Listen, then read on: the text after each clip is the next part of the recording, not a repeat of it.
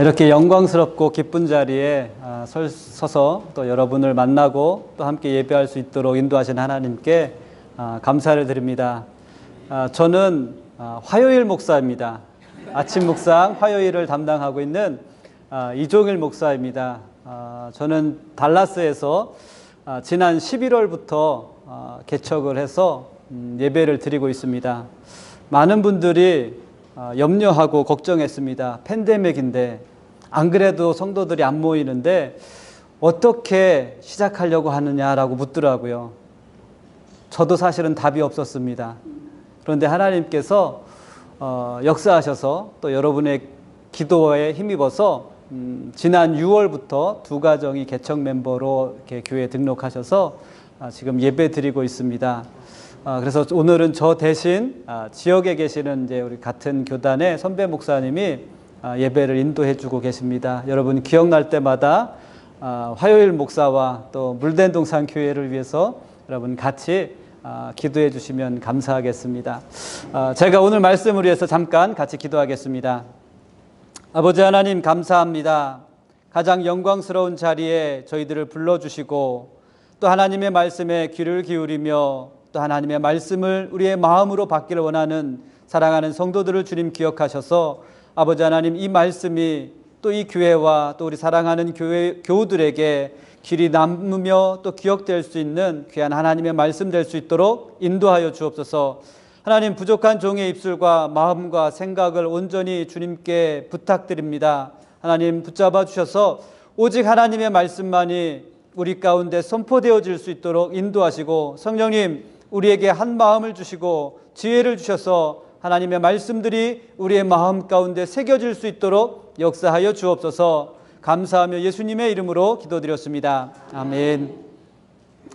제가 어제 저녁에 도착했습니다. 도착해서 보니까 여러 집사님들이 오늘 예배를 준비하고 계셨어요. 근데 제 아이가 막 뛰어들어와서 예배실을 보고 나와서 저에게 한 말이 있었습니다. 아빠, 이 교회는 우리 교회보다 훨씬 크네. 예. 제가 예배 드리고 있는 예배실이 아마 이 교회의 한 반 정도 되는 것 같아요. 근데 아이의 눈으로 보기에는 가장 커 보였던 것 같습니다. 어쩌면 저희 아이가 본 그 시선의 모습이 요즘 교회를 바라보는 많은 사람들의 시선이기도 합니다. 그래서 요즘에 사람들은 교회를 보면서 좋은 시설이 있는지, 교회에 좋은 시설들이 준비되어 있는지, 아니면 교회 주차장이 어떻게 되어 있는지 그런 것들을 바라봅니다. 새로운 교회 개척 사역을 하면서 저에게는 한 2년 전쯤에 읽었던 묵상의 글들이 제 마음 가운데 떠오르기 시작했습니다. 물론 2년 전에도 그 묵상한 글들을 읽고 또 제 마음 가운데 새기며 기도하는 것이 있었습니다. 제가 읽은 글은 삶의 묵상이라는 그 글 중에 이런 글이 있었습니다. 사람이 교회라는 건물을 세울 수 있습니다. 사람이 교회라는 모임을 만들 수는 있습니다. 그러나 참된 교회는 주님이 세워가십니다라는 그런 짧은 글귀였습니다. 창립 45주년을 맞이하는 로톤교회가 주님이 세워가시는 그러한 교회가 될 수 있기를 우리 주님의 이름으로 축복합니다. 예배 전에 45년의 그 시간들, 교회가 어떻게 처음 지어졌는지 그리고 지금까지 흘러왔던 시간들을 짧게 볼 수 있었습니다. 그 사진을 보는 순간 제 마음에는 참 울컥했습니다. 그 45년 동안 주님께서 이 교회를 얼마나 사랑하셨을까라는 그러한 마음들을 잠시 갖게 되었습니다. 우리 로튼 나사렛 교회뿐만 아니라 멀리 알투스에서도 오셨는데 이 알투스 교회에도 이런 귀한 은혜가 있기를 주님의 이름으로 축복합니다. 저는 오늘 본 말씀을 통해서 오순절 성령 강림 사건 이후에 베드로의 설교를 통해서 많은 사람들이 회개하고 세례받는 사람들이 모이게 된 것을 보게 되었습니다. 성경은 그들을 향해서 성도라고 부르기 시작했습니다. 베드로의 설교 이후에 회개하고 세례받고 주님을 영접한 사람들, 그들을 향해서 성도라고 불렀고 그들이 모인 곳을 향해서 교회라고 불렀습니다.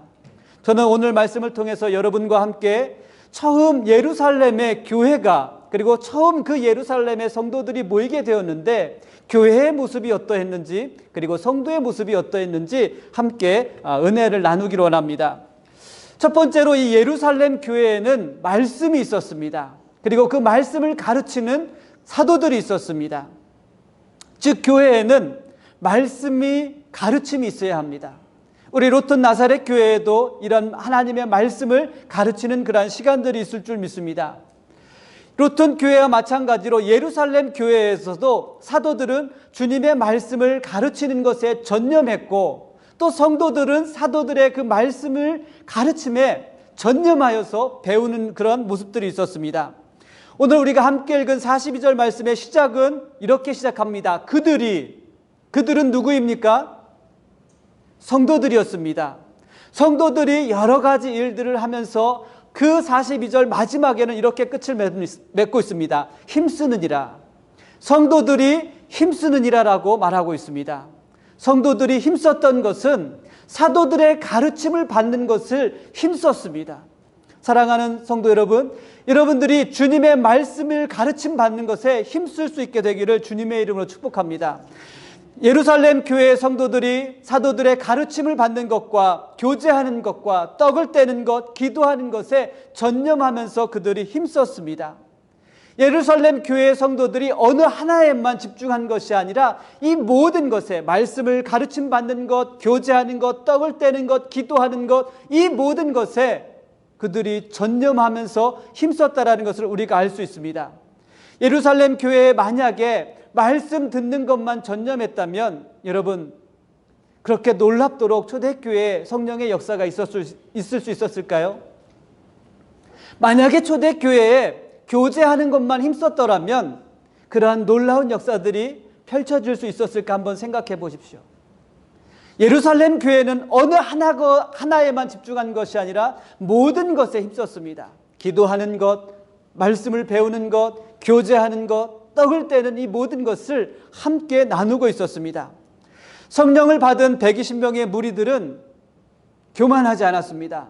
내가 당신들과 함께 그 마가의 다락방에서 성령을 받았다고 교만하지 않았습니다. 그들은 사도들의 가르침에, 비록 내가 성령을 같이 체험했지만 사도들의 가르침에 그들은 순종하고 사도들의 가르침을 교회의 권위로 인정하였습니다. 사도들과 함께 성령을 받은 무리들, 그리고 성령을 받은 이후에 베드로가 설교할 때 회개하고 설례를 받은 사람들이 한 마음으로 함께 말씀을 배우기 시작했다는 것입니다. 나는 성령을 받았기 때문에 저들보다 조금 레벨이 한 단계 위야, 그런 교만한 사람이 없었습니다. 내가 성령을 체험했고 사도들과 그 자리에 함께 있었지만 그들은 하나님의 말씀 앞에 모두 겸손히 무릎 꿇는 그러한 성도들이 되었다라는 것입니다. 성령을 받은 무리들은 나를 가르치는 사람은, 나를 가르칠 수 있는 스승은 오직 성령밖에 없어, 이런 교만한 마음을 버렸습니다. 나를 가르치고 나에게 말씀을 주는 것은 하나님께서 세우신 저 사도들을 통하여서 말씀을 공급받고 그 말씀대로 순종하는 삶을 살았다는 것입니다. 즉 교회와 성도들은 사도의 말씀에, 사도들의 말씀을 배우는 일에 전념하였습니다. 사도들이 12명 있었습니다. 가룟 유다 대신 마띠아가 나중에 포함되었지만 이 12이 가르친 것은 단 하나였습니다. 여러분, 12의 사도들이 가르친 것은 무엇이었겠습니까? 오직 한 분, 예수 그리스도만을 가르치신 줄 믿습니다. 12명이 모두 동일하게 예수 그리스도의 복음을 증거하고 예수 그리스도의 죽으심과 부활하심을 많은 사람들에게 가르쳤습니다. 예수 그리스도의 죽으심과 부활하심을 가르칠 때 그들이 회개하고 주님께 돌아오는 역사가 있게 되었습니다. 즉 교회는 예수 그리스도를 가르치는 곳이 바로 교회입니다. 예수 그리스도의 죽음과 부활, 그리고 주님의 말씀들을 가르치고 배우는 것이 교회가 해야 할 일입니다. 여러분, 예수 그리스도를 가르치고 배우는 것이 이 로톤 교회 그리고 알투스 교회의 거룩한 비전이요 사명이 되기를 주님의 이름으로 축복합니다. 예수 그리스도를 배우는 일에 헌신하는 것이 성도들이 해야 할 일들입니다. 여러분, 우리가 죽을 때까지 해야 하는 것이 있는데 바로 그것은 예수 그리스도를 배우는 것입니다. 예수 그리스도를 배우자고 하면 여러 가지 핑계를 댑니다. 목사님, 내 나이가 얼만데, 그렇죠? 내 나이가 얼만데, 아니면 바빠서요, 아니면 몸이 따라주지 않아서요. 그러나 우리가 예수를 배우면, 예수를 알면 알수록 우리가 고백하는 것이 있습니다. 아직도 잘 모르겠습니다. 목사인 저도, 설교하는 저도 사실은 모를 때가 더 많은 것 같아요. 알쏭달쏭한 게 예수님인 것 같아요. 그러나 분명한 것 하나는 알 수 있습니다. 예수님께서 나를 위해서 죽으셨습니다. 나의 죄를 용서해 주셨습니다. 이것 하나는 우리가 분명히 알고 주님 앞에 갈 수 있는 저와 여러분이 되시기를 주님의 이름으로 축복합니다. 여러분, 예수 그리스도를 배우는 일에 여러분 핑계대지 마십시오. 게으르지 마십시오. 최선을 다해서 예수 그리스도를 배워가며 알아갈 수 있는 그러한 교회와 성도들이 되시기를 바랍니다. 우리가 말씀의 가르침을 받는 것은 바리새인들처럼 다른 사람에게 인정받고 자랑하기 위해서 말씀을 배우는 것이 아닙니다. 우리가 말씀을 배우는 것은 그 말씀이 우리의 삶이 되게 하기 위해서 말씀을 배우는 것입니다. 여러분, 아멘은 말로 증명되는 것이 아닙니다.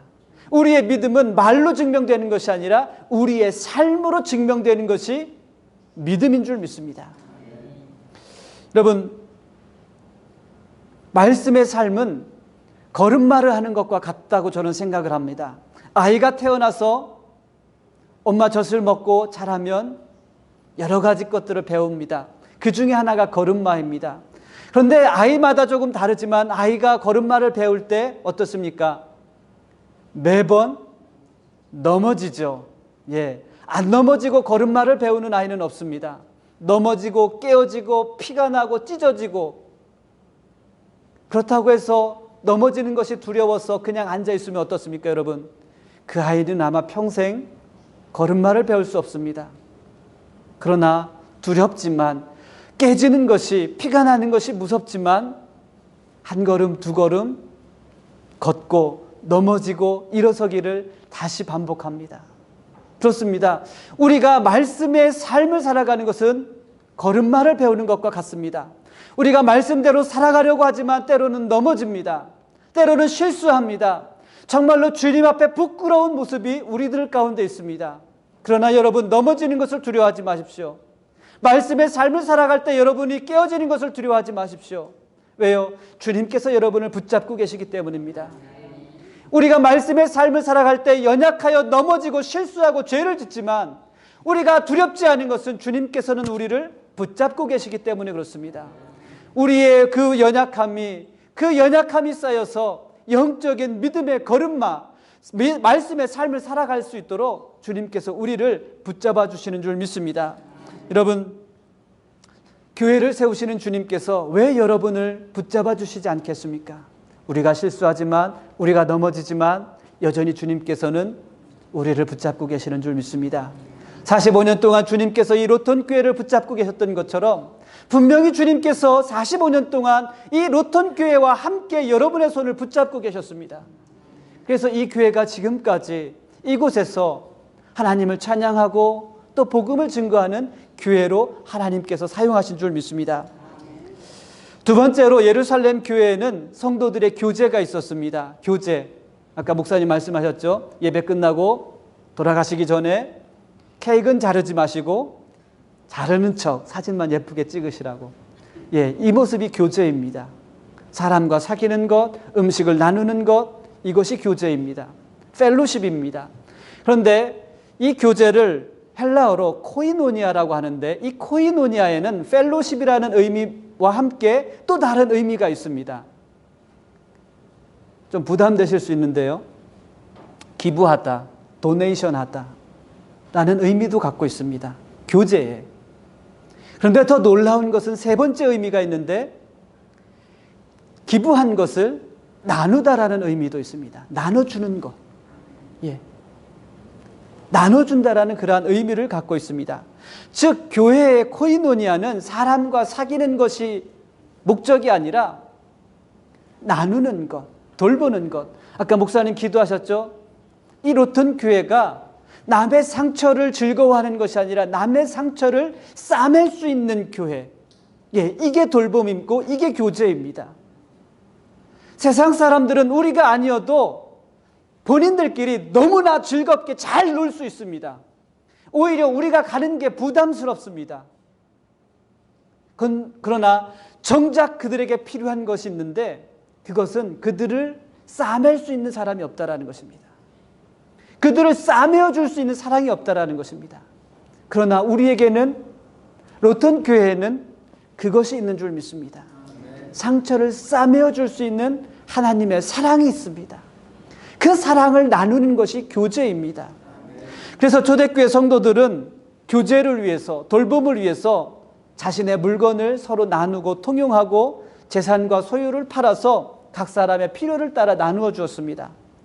그렇지만 제 생각에는 모든 성도들이 다 자신의 소유를 파는 것은 아니라고 생각을 합니다. 로튼 교회 성도들이 어떻게 사시는지는 잘 모르겠지만 어떤 분은 렌트로 사시는 분도 있고 어떤 분은 집을 소유하고 사시는 분이 계시는 것처럼 예루살렘 교회에도 아마 그런 분들이 계셨을 거예요. 렌트로 사시는 분도 있었고 친척 집에 얹혀 사는 분도 있었고 자신의 집을 소유하고 있었던 그러한 사람도 있었습니다. 집이 없는데, 팔 게 없는데 어떻게 하겠습니까? 그렇죠? 파는 것이 문제가 아니고 어떻게 하면 내가 교제하는데, 교회와 성도들이 교제하는데, 세상을 돌볼 수 있는데 내가 헌신할 수 있을까? 그것을 바라볼 수 있게 되기를 우리 주님의 이름으로 축복합니다. 저는 어렸을 때부터 교회를 다녔습니다. 근데 항상 시골이니까 겨울에 부흥회를 하면 부흥 강사님들이 오셔서 가끔 이 설교를 하십니다. 근데 제 어린 마음에 항상 부담이 되는 게 이 부분이에요. 우리 집은 너무나 가난해서 팔 게 없는데 어떻게 뭘 팔아야 될까? 팔 게 없는데 사랑방 그 단 한 칸 방에서 5 식구가 사는데 그것도 우리 집도 아니고 내가 팔 수도 있는 것도 아니고 도저히 팔 게 없는데 무엇을 팔을까? 그런 고민을 했었습니다. 여러분, 파는 것을 고민하지 마시고 무엇을 팔까 고민하지 마시고 저처럼 내가 교제를 위해서 할 수 있는 일들이 무엇일까? 내가 자원할 수 있는 것이 무엇인지를 여러분 찾아볼 수 있게 되기를 주님의 이름으로 축복합니다. 그렇다고 해서 교제하는 일이 무엇인가를 팔 수 있는 사람들, 그 사람들에게만 제한되는 것이 아닙니다. 교제를 위해서 자발적으로 자신의 소유를 판 사람도 있지만 어떠한 사람은 자신의 소유를, 자신의 집을 성도들이 함께 모여서 떡을 뗄 수 있도록 장소를 제공하는 사람이 있었습니다. 만약에 집을 다 팔아버렸으면 성도들이 모여서, 가정에 모여서 떡을 뗄 수 있는 장소가 없었을 것입니다.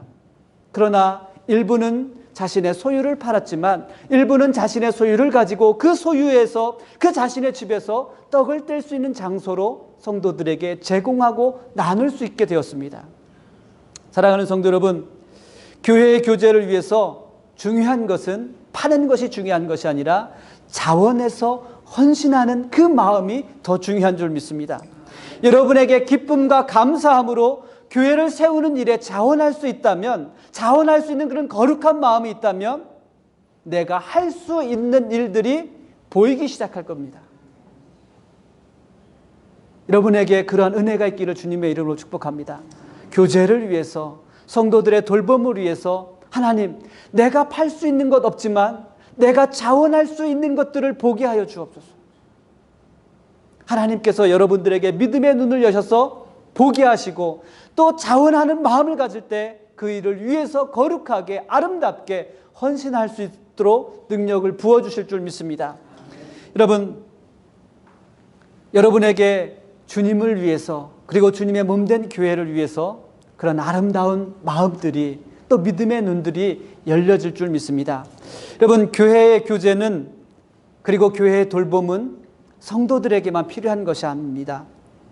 교회의 돌봄과 교회의 교제는 동시에 성도들을 돌보지만 그 동시에 함께 세상을 돌보며 세상 가운데 있는 아직 예수님을 알지 못하는 사람들과도 교제하며 그들을 돌봐야 합니다. 나에게 예수 그리스도가 필요했던 것처럼 아직도 세상에는 나처럼 예수 그리스도가 필요한 수많은 사람들이 있기 때문입니다. 우리가 세상과 교제하는 것은 세상에는 아직 예수님을 알지 못하는 사람들이 있기 때문입니다.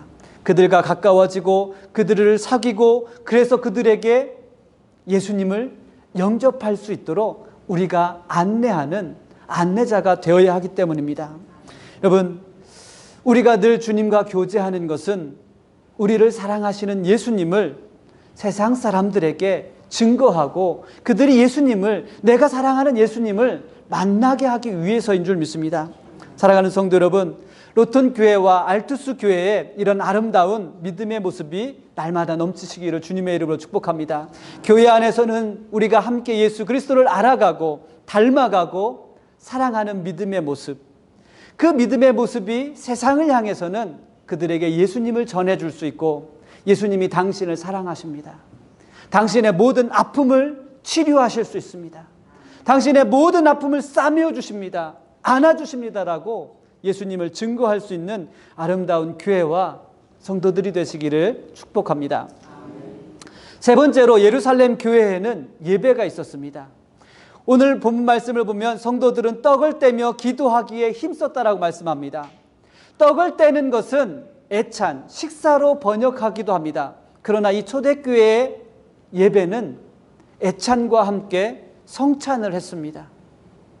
떡을 떼며 그들이 예수 그리스도의 죽으심과 부활하심과 또 하나 예수 그리스도의 다시 오심을 소망하는 것이 이 성찬에 담겨 있는 것입니다.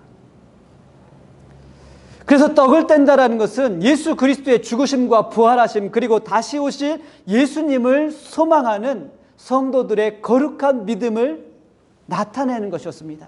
성찬에 참여한다라는 것은 예수님께서 나를 위해서 죽으셨습니다. 그리고 부활하셨습니다. 그리고 나를 영접하러, 나를 데리러 다시 오실 것입니다라는 믿음의 표시가 바로 이 성찬이었고, 떡을 떼는, 빵을 떼는 그러한 일들이었습니다. 그래서 이 성찬은 예수 그리스도의 살과 피를 나누어 받는 것입니다. 예수 그리스도의 살과 피를 나누어 받고, 애찬은 예수님께 받은 것을 함께 성도들과 나누는 것입니다. 주일을 준비하는 모든 분들이 이러한 믿음으로 준비할 수 있게 되기를 주님의 이름으로 축복합니다. 주님께서 나에게 그 살과 피를 주셨으니 그 은혜와 그 사랑에 감사하여서 하나님 그 은혜와 사랑을 내가 나누길 원합니다. 사랑하는 교우들과 나누고 아직 예수님을 알지 못하는 사람들과 나누길 원합니다. 이러한 마음으로 여러분 주일을 준비하고 또 교회를 섬길 수 있는 그러한 귀한 믿음의 성도들이 되시길 바랍니다. 여러분, 예루살렘 교회의 예배의 모습은 어땠을까요? 오늘 말씀을 보면 두 가지 모습이 있습니다. 아까 제가 말씀드렸죠. 떡을 떼는 것과 또 하나가 있었습니다. 두 번째는 기도하는 것이었습니다. 42절 말씀을 보면 떡을 떼며 기도하기를 힘쓰느니라라고 말합니다. 떡을 떼고 끝난 것이 아니라 떡을 떼며 기도하는 것에 교회와 성도들이 함께 힘을 썼습니다. 그리고 46절 말씀에도 보면 날마다 마음을 같이하여 성전에 모이기를 힘쓰고 집에서 떡을 떼었다라고 말합니다. 성전에 모여서 기도하기를 힘썼고 교우들의 집에 모여서 떡을 떼며 성찬을 나누며 예수 그리스도의 죽으심과 부활하심 그리고 다시 오심을 소망하는 그러한 모임을 가졌습니다. 예루살렘 교회에는 유대인들의 전통을 따라 성전에 올라가서 기도하는 일들을 계속했습니다. 사도행전 3장 말씀에도 보면 베드로와 요한이 기도하기 위해서 성전에 올라가면서 안전뱅이를 일으키는 사건들이 있었습니다.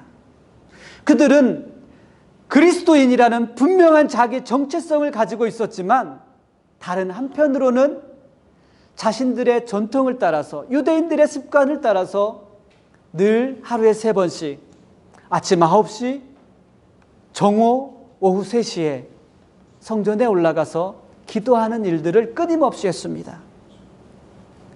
떡을 떼는 것과 기도하는 것을 함께 병행했다라는 것입니다. 여러분, 한번 제가 질문을 드려볼게요. 초대교회 성도들이 성전에 가는 것이 즐거웠겠습니까? 아니면 교우들의 집에 가는 것이 즐거웠겠습니까? 성전에 올라가서 기도하는 것이 즐거웠겠습니까? 아니면 교우들의 집에 가서 떡을 떼는 것을 더 좋아했을까요? 어떤 것을 더 좋아했을까요? 잘 모르시겠나요? 예, 두 개 다 좋아했겠죠. 그러니까 성전에 올라가서 기도하기를 힘썼고 또 마음을 같이 해서 성도들의 교우들의 집에 가서 함께 떡을 뗐습니다. 예루살렘 교회와 성도들에게는 모임의 장소나 아니면 모임의 형식이 중요한 것이 아니었습니다. 적어도 초대교회 성도들에게는 장소와 형식보다 예수 그리스도의 부활에 동참하려는 간절한 믿음과 소망이 더 중요했습니다. 예루살렘 교회에서부터 오늘날에 이르기까지 시대마다 나라마다 예배의 형태는 다르지만 교회에서는 하나님을 예배하고 하나님의 말씀을 배우고 말씀을 가르치며 또 그리스도 안에서 성도들이 함께 교제하고 있습니다. 그렇죠? 로턴 교회는 로턴 교회대로 로턴 교회만의 어떤 특성을 가지고 하나님의 말씀을 배우고 가르치고 또 하나님을 찬양하고 기도합니다. 그리고 교제합니다. 과거부터 지금에 이르기까지 교회는 수없이 변해왔습니다. 수없이 변해왔습니다. 제가 어렸을 때 다녔던 교회는 시골 교회인데 누가 시켰는지 안 시켰는지 저는 잘 모르겠어요. 그런데 제가 어렸을 때 앉는 자리가 구별되어 있었습니다. 남자는 이쪽, 여자는 이쪽. 어머니, 아버지가 같이 교회에 오셨는데 아빠는 이쪽, 엄마는 이쪽. 저는 어디로 앉을까? 늘 고민을 해야 했습니다. 또 그때만 해도 방석을 깔고 신발을 벗어놓고 들어가서 무릎 꿇고 기도를 했습니다. 그런데 어느 날 부흥회를 오셨던 목사님이 설교하시면서 막 설교를 하시더니 그 다음 주부터 교회에 이런 의자가 들어왔습니다. 신발을 신고 예배실 안으로 들어갔습니다. 참 낯설었습니다. 신발 벗고 방석 위에 앉아 있다가 신발 신고 의자에 앉아 있는 게 참 낯설었습니다. 수없이 변해왔습니다. 지난 한 해만 하더라도 우리가 상상할 수 없는 그 팬데믹으로 인해서 교회는 변화를 경험했습니다. 이렇게 모여서 예배하는 것이 할 수가 없는 그러한 시간들을 우리가 보내야만 했습니다. 목회자에게도 그 시간들은 낯설었고요. 이렇게 교회에 열심히 모이는 성도들에게도 그 시간들이 익숙하지는 않았습니다. 네, 변화의 시간들을, 변화의 과정들을 넘어왔습니다. 예배를 드리는 형식, 예배실의 어떤 시설과 장소, 찬양들 여러 가지가 변했지만 교회의 중심에는 언제나 하나님의 말씀이 있고 하나님을 향한 기도가 있고 믿음과 소망이 있다는 것을 여러분 우리가 기억해야 합니다. 지금까지 교회의 모습이 변해왔던 것처럼 앞으로도 교회는 변화를 거듭하게 될 것입니다. 제 개인적인 생각으로는 교회의 변화 속에서 우리가 그 변화 속에서 무엇을 어떤 방법을 선택하느냐보다 어떻게 하면 교회가 변화의 과정들을 함께 할 수 있는지, 모든 교우들이 함께 이 변화의 과정을 넘어갈 수 있는지 그 방법을 택하는 것이 저는 중요하다고 생각합니다. 즉 모든 성도들이 교회의 변화 속에서 서로를 위해 배려하고 격려하고 변화의 과정들을 이길 수 있도록 서로를 붙잡아 주는 것이 더 필요하다고 저는 생각을 합니다.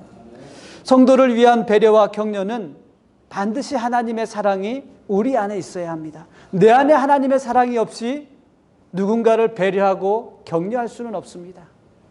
그러나 하나님의 사랑이 우리 가운데 있기에 어떠한 변화가, 어떠한 시련이 있어도 서로와 서로를 격려하고 배려할 수 있는 교회와 성도가 되시기를 주님의 이름으로 축복합니다. 45년이라는 시간 동안에 이 교회 안에 왜 변화가 없었겠습니까? 왜 어려운 시간들이, 눈물 흘려야 했던 순간들이 얼마나 많았겠습니까? 그 순간들을 이길 수 있었던 것은 여러분 무엇입니까? 서로를 배려하고 격려하고 사랑으로 함께 기도하는 그 시간들이 있었기 때문에 45년이라는 시간 동안 여러분이 한 곳에 함께 모여서 예배하고 기도할 수 있는 그러한 아름다운 교회가 된 줄 믿습니다. 여러분, 초대교회, 지금까지 초대교회 모습들을 살펴보았습니다. 이제 짧게 초대교회 성도들의 모습을 살펴보려고 합니다. 오늘 우리가 배워야 할 것은 초대교회의 모습이 아니라 초대교회 성도들의 모습입니다. 왜냐하면 교회는 수없이 변해왔지만 그 교회 안에는 언제나 하나님의 말씀이 있었고, 그 말씀을 가르치고 가르침을 받는 성도들이 있었고, 기도하고 또 찬양하는 그러한 아름다운 믿음의 모습이 있기 때문에 그렇습니다. 그러나 오늘 저와 여러분들이 특별히 초대교회 성도들의 모습을 통해서 앞으로의 변화를 준비하며 또 앞으로의, 지금 45년이 됐는데 앞으로 45년 뒤에, 90년 뒤에 제가 또 여기에 설 수 있을지는 모르겠지만, 그러한 변화를 준비할 수 있는 그런 믿음의 교회가 되기를 주님의 이름으로 축복합니다. 첫 번째로 이 성도들의 모습을 보니까 특이한 것이 있었습니다. 오늘 42절 말씀해 보니까 그들이 사도들의 가르침을 받아 서로 교제하고 떡을 떼며 오로지 기도하기를 무엇했다고요? 힘썼다라고 말하고 있습니다. 힘썼다. 힘썼다라는 것은 한 번 힘 팍 쓰고 끝나는 것이 아닙니다. 끊임없이 지속적으로 계속해서 그것들을 행했다라는 것입니다. 떡을 떼고 기도하고 교제하는 것 한 번 하고 끝난 것이 아니고 매일 그들의 삶 속에서 그것을 행했다라는 것입니다. 그래서 제가 100% 콩글리시로 읽어드리겠습니다. They were continually devoting themselves to apostolic teaching. 그들이 사도들의 가르침에 지속해서 헌신했다라는 겁니다. 여러분, 교회와 성도들은 자신의 믿음을 위해서 지속적으로 헌신할 수 있어야 합니다. 믿음은 한 번에 세울 수 없습니다. 제가 장담하는데 믿음은 한 번에 세워지는 것이 아닙니다. 교회도 마찬가지입니다. 한 번에 세워지는 것이 교회라면 얼마나 좋겠습니까? 그렇죠? 그러면 아마 가장 쉬울 것 같아요. 그러나 안타깝게도 교회와 우리의 믿음은 한 번에 세워지지 않습니다. 우리의 믿음뿐만 아니라 교회가 한 번에 세워지는 것이 아니라 지속적으로 헌신하는 사람들을 통해서 교회가 세워집니다. 우리의 믿음도 지속적으로 하나님의 말씀을 듣고 지속적으로 기도할 때 우리의 믿음이 조금씩 세워지고 또 그 믿음을 통하여서 교회가 세워지는 것입니다. 즉 교회는 인내와 성실로 이루어가는 것이 교회입니다.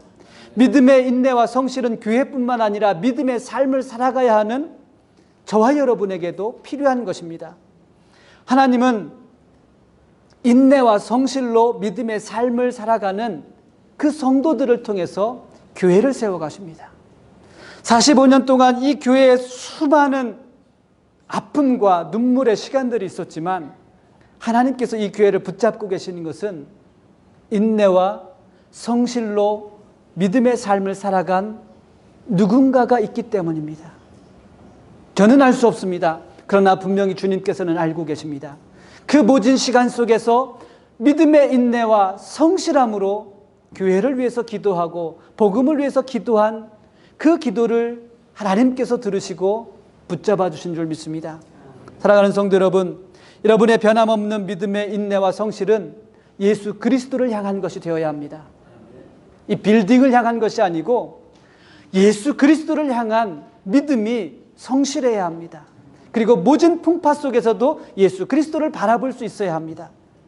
여러분, 교회는 목회자의 리더십이나 카리스마가 이 교회를 세우는 것이 아닙니다. 교회를 세우는 것은 목회자보다 더 중요한 것은 바로 성도들의 신실한 믿음과 인내가 있기 때문입니다. 여러분들이 한결같은 믿음으로 헌신할 때 주님의 교회로 이 로튼 교회가 더욱더 든든하게 세워지게 될 줄 믿습니다. 여러분, 더욱더 힘쓰십시오. 기도하는 것 힘쓰십시오. 교제하는 것을 힘쓰십시오. 말씀을 배우고 예배하는 것 여러분 지속하십시오. 여러분, 팬데믹 가운데서도 예배를 사모하고 또 여러분이 있는 곳에서 기도하고 함께 성도를 위해서 교우들을 위해서 기도했던 그 간절한 마음들이 여러분에게 변함없기를 주님의 이름으로 축복합니다. 모이는 것이 여러분 얼마나 사모했습니까? 그 사모하는 마음이 주님 앞에 가는 그날까지 늘 신실할 수 있게 되기를 주님의 이름으로 축복합니다. 두 번째로 이 초대교회 성도들에게 있었던 모습은 마음을 같이 하는 것이었습니다. 교회 안에는 너무나 분명하지만 다양한 체험들이 있습니다. 너무나 분명하게 우리가 예수 그리스도를 만났지만 예수 그리스도를 만나는 모습이 다 다르다라는 것입니다. 제가 만난 예수님, 여러분이 만난 예수님, 그러나 우리가 만난 예수님은 한 분이십니다. 성도들은, 초대교회 성도들은 예수님의 약속을 기다리며 마음을 같이 하면서 기도했습니다. 마음을 같이 하면서 예수님께서 약속하셨던 성령을 체험하면서 그들은 각자 다른 언어로, 방언으로 기도하기 시작했습니다. 그런데 놀라운 것은 그들이 다양한 은혜를 체험하고 성령을 체험했지만, 그들이 서로 다른 언어로 예수 그리스도의 복음을 증거했지만 마음이 갈라지지 않았다라는 것입니다. 마음이 하나였다라는 것입니다. 여러분, 성도들은 다른 말로, 다른 언어로 이야기를 하면서 결코 마음이 분열되지 않았습니다. 그러나 요즘은 어떻습니까, 여러분? 같은 언어를 말해도 마음이 하나가 되지 않는 것이 교회의 모습입니다. 참 희한하죠? 같은 언어를 말하고 있는데 교회가 분열되고 나눠지는 그런 안타까운 모습들이 우리 주변에는 너무나 많습니다. 또한 성도들은 기도할 때뿐만 아니라 마음을 같이 해서 성전과 집으로 모여서 떡을 떼었습니다. 요즘 교회는 마음을 같이 하는 것이 가장 힘든 일인 것 같습니다. 가장 힘든 것이 마음을 같이 하는 것입니다. 교회와 성도가. 큰 교회는 큰 교회대로, 작은 교회는 작은 교회대로. 혹시 오늘 점심 메뉴 하면서 여러분 마음이 한 번에 이렇게 딱 맞으셨나요? 할렐루야, 아멘. 역시 성령이 함께 하시는 교회, 주님이 세워가시는 교회는 이렇습니다. 그 먹는 게 뭐가 문제인데, 그렇죠? So what? 국수를 먹든 비빔밥을 먹든 그게 뭐가 문제가 됩니까? 같이 교제하고 사랑하는 게 문제지. 그런데 요즘 교회는 그렇지 않습니다. 국수가 먹으면 불었니? 비빔밥을 하면 밥이 되니? 소스가 짜니? 문제가 참 많은 게 요즘 교회입니다. 실상입니다. 여기가 그렇다는 게 아니고 제가 사는 달라스가 그렇습니다. 근데 우리가 한번 물어보고 싶은 것은 어떻게 해서 이 초대교회 성도들이 마음을 같이 할 수 있었을까? 120명의 사람들이 함께 모여서 기도할 때 각자 다른 언어로 말했음에도 불구하고 그들이 어떻게 마음을 하나같이 묶을 수 있었을까? 많은 사람들이 그렇게 이야기합니다. 그것은 예루살렘 교회니까 그랬죠. 예루살렘 교회를 제외하고는 모든 교회에서 이렇게 마음을 같이 하는 것은 불가능하다고 생각합니다. 그런데 제가 생각하기에는 이 교회는 가능한 것 같습니다. 아까 점심 메뉴 하는데 별 문제 없으셨다는 거 보니까 이 교회는 가능합니다. 여러분, 교회가 마음을 같이 할 수 있었던 것은 성령의 인도하심과 성령의 일하심에 순종했기 때문입니다. 성령의 인도하심에 순종하면 우리는 마음을 같이 할 수 있습니다.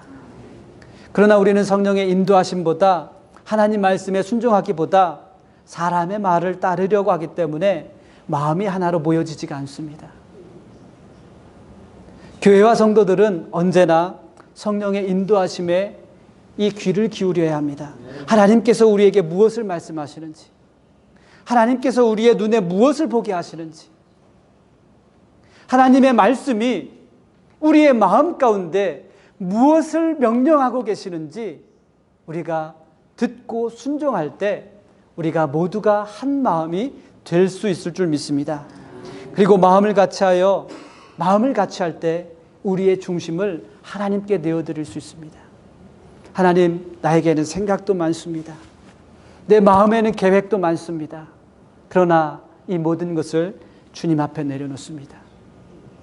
왜요? 주님께서 우리에게 보게 하셨고 듣게 하셨고 또 우리 마음 가운데 말씀을 주셨기 때문입니다. 여러분, 성령께서 인도하시고 말씀하셔도 우리의 중심을 주님 앞에 드리지 못하면 우리의 마음은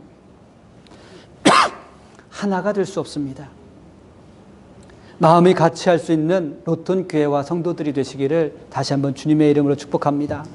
주님이 주시는 마음으로 언제나 한 마음을 품고 기도할 수 있는 교회.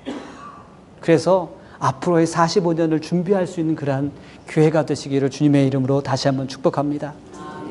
세 번째로 이 초대교회 성도들에게는 순전한 마음이 있었습니다. 순전한 마음. 성도들이 집으로 모일 때나 성전으로 모여서 기도할 때나 늘 같은 마음이었다라는 것입니다. 여러분, 처음부터 지금까지 한결같은 마음을 가지고 계십니까? 여러분이 처음 예수님을 만났을 때 그 믿음이 지금까지 이어져 있으십니까? 처음 이미 와서 먹고 사는 것 때문에 눈물을 흘리며 기도하던 그때의 마음과 믿음이 여러분 가운데 지금도 갖고 계십니까? 참 사람의 마음이 간사한 것 같습니다. 저도 미국에 처음 올 때 한 14년 전이었죠.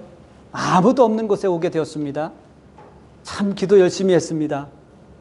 근데 하나둘씩 신분 문제가 해결되고요.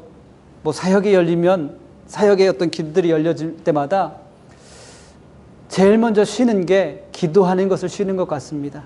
왜요? 마음이 나태해지니까. 그러나 초대교회 성도들은 마음이 순전했습니다. 마음이 갈라지고 나눠지지 않고 그 마음 그대로, 성령을 체험했던 그 마음 그대로, 하나님의 말씀을 듣고 회개했던 그 마음 그대로를 가지고 성전에 모이고 집에 모여서 같은 마음으로 떡을 떼고 기도했다라는 것입니다. 여러분, 순전한 마음은 하나의 마음입니다. 둘로 나눠진 마음이 아니라 하나의 마음입니다. 여러분들이 주님 앞에 서는 그날까지 한 마음만 갖게 되기를 다시 한번 주님의 이름으로 축복합니다. 어떤 성도님이 저에게 이런 말을 했습니다. 교회는 하나님만 보고 다닙니다. 맞는 말이죠, 그렇죠? 교회는 하나님을 보고 다니는 것이 바로 교회입니다. 그런데 여러분, 실상은 어떻습니까? 교회 와서 하나님만 안 봅니다. 예, 말은 그렇게 하는데 놀라운 것은 교회 와서 하나님만 안 보고 다른 것만 봅니다. 목사님 보고요, 집사님, 권사님 보고요. 예, 우리의 믿음이 하나님만 바라보는 것, 이것이 바로 순전한 마음인 줄 믿습니다. 여러분, 또 여러분, 우리는 어떻습니까? 먹고 살만 하면 하나님 바라보지 않습니다. 세상을 한번 이렇게 봅니다. 하나님 없어도 저 세상을 내가 헤쳐나갈 수 있을 것 같다. 내가 경험했으니까 저 세상을 능히 이길 수 있을 거라고 그렇게 생각을 합니다. 그러나 우리의 눈에 보이는 것이 전부가 아니라는 것을 우리는 알아야 합니다. 우리가 세상 바라보지 말고 하나님만 바라볼 수 있게 되기를 바랍니다.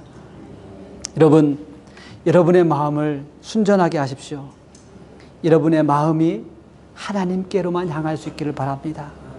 오늘 교회 창립 45주년 정말로 기쁜 날, 우리가 하나님만 바라볼 수 있는 그러한 시간들이 되었으면 합니다. 하나님께서 이 교회를 인도하셨고, 하나님께서 어려운 순간순간마다 우리의 믿음이 흔들릴 때마다 우리를 붙잡아 주셨고, 세상으로 뛰쳐나가고 싶을 때마다 하나님께서 우리를 잡아주셨고, 세상에 나가서 방황할 때 우리가 다시 돌아올 수 있도록, 이 로톤 교회로 돌아올 수 있도록 주님께서는 우리를 기억하고 붙잡아 주셨습니다. 이것이 순전한 하나님의 마음입니다. 우리를 향한 하나님의 마음입니다. 이제는 우리의 마음을 순전한 마음으로 주님을 바라볼 수 있게 되기를 주님의 이름으로 축복합니다. 여러분, 오늘 말씀을 통해서 본 것처럼 교회는 시작될 때부터 미흡한 것이 참 많았습니다. 왜요? 어디로 모여야 될지 몰랐습니다. 오늘은 누구의 집으로 갈까? 내일은 누구네 집에서 모일까? 내일 개똥이네 집에서 모이는데 거기는 좀 거실이 좁은데 다 들어갈 수 있을까? 이런 고민을 하지 않았을까요? 떡을 떼기 위해서 준비했는데 생각했던 것보다 많은 사람들이 올 수 있었고 또 생각했던 것보다 사람들이 모이지 않을 수도 있었습니다. 그러나 그들에게 중요한 것은 형식이나 장소가 아니라 주님을 사랑하는 순전한 마음이었습니다. 여러분, 여전히 모든 교회는 예루살렘 교회처럼 미흡하고 부족한 부분들이 많이 있습니다. 교회가 부족하고 미흡한 부분이 있지만 그래도 주님의 교회인 줄 믿습니다. 오히려 주님께서는 부족하고 미흡한 교회를 더 사랑해 주시는 줄 믿습니다. 왜요? 요한계시록 말씀을 보십시오. 부유한 교회, 풍요한 교회 모두 주님께 책망받았습니다. 그러나 가난하지만 굶주리고 있지만 헐벗었지만 주님께서는 그들을 칭찬하시고 그들을 모두 안아주셨습니다. 여러분, 우리의 눈으로 보기에는 이 로톤 교회에 미흡한 것 많이 있을 수 있습니다. 부족한 것 많이 있을 수 있습니다. 그러나 우리가 기억해야 할 것은 주님께서 안아주고 계시다라는 것입니다. 이 미흡한 교회를 위해서 순전한 마음으로 기도했던 성도들을 주님께서는 기억하고 계시다라는 것입니다. 사랑하는 성도 여러분, 여러분이 주님 앞에 기억된 사람으로 주님 앞에 설 수 있게 되기를 다시 한번 주님의 이름으로 축복합니다. 주님의 교회로 세워갈 수 있도록 여러분, 우리가 인내하며 헌신할 수 있기를 주님의 이름으로 다시 한번 축복합니다. 지금까지 45년 동안 이름도 없이 빛도 없이 이 교회를 위해서, 주님의 교회를 위해서 헌신하신 분들이 반드시 계실 것입니다. 주님께서 기억하고 계십니다. 우리가 주님 앞에 설 날이 얼마 남지 않았습니다. 그날까지 여러분 믿음의 경주를 완주할 수 있는 그런 축복된 성도들이 되실 줄 믿습니다. 또한 여러분 마음을 같이 하십시오. 로톤교회 모든 성도들이 마음을 같이 하십시오. 그리고 먼 곳에서 이곳까지 발걸음 해주신 우리 알투스 교회와도 마음을 같이 할 수 있는 그런 정말 믿음의 교회, 아름다운 교회가 될 수 있기를 바랍니다. 성도의 숫자의 많고 적음이 문제가 아니라 우리 안에는 예수 그리스도를 향한 사랑이 있기 때문에 여러분 알투스 교회와 또 이 로톤 교회가 정말로 형제 교회, 안디옥 같은 교회, 그러한 교회가 될 수 있기를 다시 한번 축복합니다. 그리고 우리 모두가 저와 여러분이 주님 앞에 서는 그날까지 순전한 마음으로 한 마음을 가지고 하나님만을 바라볼 수 있는, 여러분 교회에 와서 정말로 하나님만 바라볼 수 있는 그러한 아름다운 믿음의 성도들이 되시기를 우리 주님의 이름으로 축복합니다. 우리 잠깐 같이 기도할까요? 우리 잠깐만 기도하겠습니다. 조용한 마음으로 하나님, 주님의 몸된 교회, 로톤 교회와 알투스 교회, 미흡한 것, 부족한 것 있지만 분명히 주님의 교회이고 주님께서 사랑하시는 교회입니다. 또 지금까지 그 교회를 위해서 이름도 없이 빛도 없이 섬겼던 수많은 시간들, 우리가 그 인내를 본받게 하시고 이제 우리의 마음을 같이 할 수 있는, 우리가 교회로 모이든 아니면 교우들의 집에서 기도하든 한 마음이 되게 하시고 내가 주님 앞에 서는 그날까지 하나님 우리의 마음, 우리의 믿음 변치 않게 하옵소서. 이미 주님께서는 여러분들의 모든 수고와 눈물과 기도를 기억하고 계십니다. 주님, 우리 교회가 하나님이 세워가시는 그러한 아름다운 교회 되게 하옵소서. 45년 동안 이 교회를 지켜주시고 붙잡아 주심을 감사합니다. 우리 함께 믿음으로 오늘 말씀을 생각하며 잠깐 기도하겠습니다. 아버지 하나님 감사합니다. 하나님의 사랑과 은혜 가운데 역사하심 가운데 이 45년 동안 로튼 교회가 있었습니다. 또 알투스 교회가 있을 수 있었습니다. 하나님, 부족한 건 많지만 미흡한 건 많지만 주님께서 사랑하시는 교회인 줄 믿습니다. 지난 시간 동안에 수많은 아픔이 있었고 수많은 눈물이 있었지만 여전히 변함없이 주님께서 붙잡아 주시고 주님께서 세워주신 교회인 줄 믿습니다. 하나님, 우리가 믿음의 경주를 달려갈 때 아버지 하나님, 우리의 마음이 나눠지지 않게 하시고 하나님, 순전한 마음으로 하나님만을 바라볼 수 있는 성도들 되게 하시고 또 교회 되게 하여 주옵소서. 하나님, 우리가 어디로 모이든지 무엇을 하든지 기도하든지 찬양하든지 어디에 있든지 하나님, 온 성도와 교회들이 한 마음 되게 하여 주옵소서. 예수 그리스도를 향한 마음을 품게 하여 주옵소서. 예수 그리스도의 복음을 향한 그 마음을 품을 수 있도록 아버지 하나님 은혜를 허락하여 주옵소서. 지금까지 눈물로 기도하며 수고하며 헌신한 성도들을 주님 기억하시고 하나님, 저들이 인내하며 정말로 주님을 위해서 날마다 끊임없이 헌신할 수 있도록 자원할 때 저들 마음 가운데 기쁨을 주시고 아버지 하나님 능력을 허락하여 주시옵소서. 하나님, 우리가 물질을 드리는 것보다 우리의 마음과 우리의 삶을 먼저 하나님 앞에 드릴 수 있는 귀한 믿음의 교회요 성도가 될 수 있도록 하나님 역사하여 주시옵소서. 아버지 하나님, 부족한 종 잘못 증거한 것 있다면 지워주시고 오직 하나님의 말씀만이 저들의 심령 가운데 또 이 교회 가운데 남을 수 있도록 하나님 역사하여 주시옵소서. 주님 잡아주시옵소서.